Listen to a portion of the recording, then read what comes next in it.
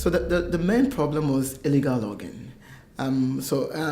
Like I indicated earlier, Ghana had a lot of forest, and in the late 70s and early 80s, there were a lot of timber companies that were operating. Most of them were operating illegally.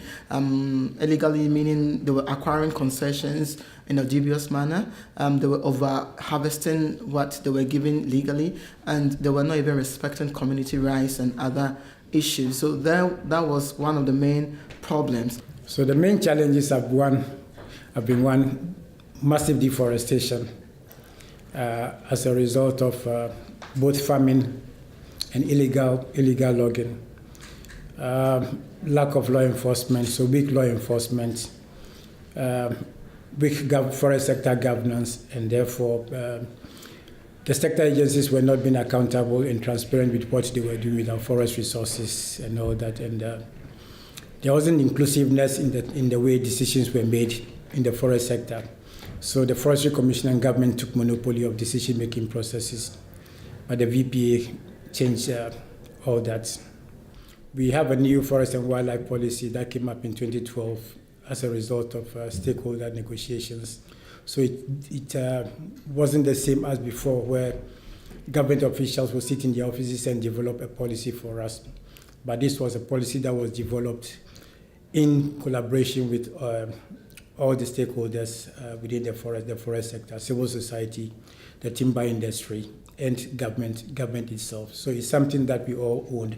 Fundamentally, it was all about decision-making processes being controlled and by the private sector and government. And so when the FLECT process began, and the FLECT stood for Forest Law Enforcement, Governance and Trade. And so when I say we, civil society in Ghana and the stakeholders took advantage of that program to try and look at our forest law and the enforcement of it and the governance processes. And of course, the trade is also an incentive that we also attempted to use to get private sector to come at the table and try to discuss some of these issues. So no single individual has all the knowledge to develop systems, but when you open up the space and you bring on board other stakeholders, you are able to create a system that works for everybody. Although I must say that because of issues of illegal chainsaw milling, which is very, very, very prevalent within the forestry sector in Ghana, we have not been able to achieve some of the intents of the restriction of the local domestic market. There is now a general understanding and acceptance for stakeholders in Ghana that we need to address some of the concerns in the domestic market. For example, over 80% of the product that we consume in Ghana, timber product that we consume, are thought to be from illegal sources. I think we need to do some more work with the local industry. The big timber industries are doing well in terms of their responsibilities and becoming compliant with VPA requirements and all that.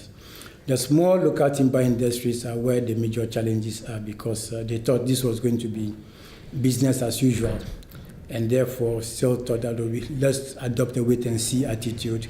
This will blow away, and then we can get back to the usual ways of buying our way around the system. But now they've realized that VPA has come to stay. We need to help them to be able to transform. When it comes to the private sector, selling the VPA to them as a regulatory tool is not the best of ideas, because there must be something in it for them to participate effectively. There are three elements here. I mean, the forest law enforcement. So there's a law enforcement component, there's a governance component, and there's a trade component in the VPA. That makes it a real big and complex initiative. If you put these three elements together and you want to see change, the first thing to understand that it's going to take time. Because you are not just tweaking things, you're actually changing mindsets. You're changing the way systems are governed, how people behave. One must make sure on such a complex initiative that the capacity of the actors match each other and no one is left behind. when you leave some of the governance decisions to only the technical people, they tend to forget about the main issues that are on the ground. Because I'm not saying they are not in connection. They don't have a connection to the ground. They have field officers. By information flow from the field to the head office, those who are in the position to make decisions, it sometimes don't come as it is on the field. But people like community-based organizations, civil society, who go to the ground every day to engage with community members, who understand and appreciate the level of hardship of the communities, where communities are denied access to forest reserves for non-timber forest products, where communities who stay close to the forest, contractors harvest the trees and they don't get any benefit from them.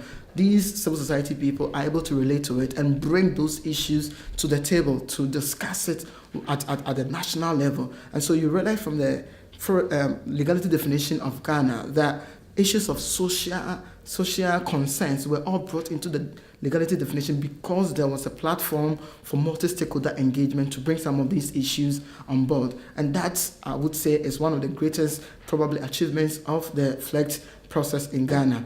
The policy making process is a lot more inclusive now.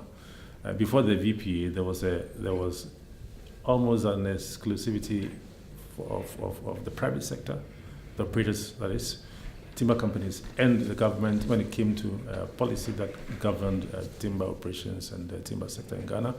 But the VPA made sure that other actors were strongly brought to the table, like civil society, for instance. And the effect is clearly seen now that a governance vision was kind of defined at the start of the VPA. And the inclusion of civil society has made sure that deliberations always had the vision in view. Because there are others. Technically speaking, we can talk about having a technical system that is able to do a near real-time reconciliation of data. So discrepancies that hitherto would be recognized probably 6 months or a year after the event has taken place can be done in a matter of a day or two.